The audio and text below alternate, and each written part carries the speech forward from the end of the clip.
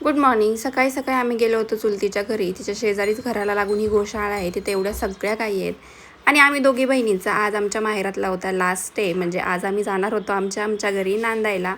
त्यासाठीच आईचा इथं पुरणपोळीचा स्वयंपाक चालू होता. धोंड्याचा पहिलाच दिवस होता आणि जावई पण येणार होते मला घ्यायला. त्यामुळं मग त्यांना धोंडे खाऊ घालणं तर बनतंच आहे. तिने आमटीचं वाटलं होतं आणि मग मी तिला हेल्प म्हणून म्हटलं, चल मी तुला पुरण वाटून देते. आणि अशी आमची मनीमाऊ पूर्णापाशी बसूनच होती. जावयाने धोंडे खाल्ले. त्यानंतर मग हळदी कुंकू लावलं. आता जावयाचा शॉट काही घेतला नाही किंवा धोंड्याचाही घेतला नाही, कारण टाईमच भेटला नाही. आणि हळदी कुंकू लावून आम्ही निघालो आमच्या प्रवासाला. आता माझं माहेर सासर काही इथून एवढं लांब नाही आहे, अर्धा ते पाऊण तास लागतो.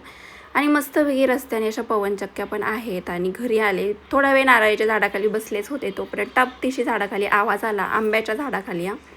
मला असं वाटलं पाडच पडला की काय. म्हटलं लकी दिसते मी की पहिलाच पाड मला सापडला. हा आंबा खूप जास्त उशिरा पिकतो. पण ती कैरी होती आणि 5 वाजता सासऱ्यांनी कैऱ्या फोडायला घेतल्या.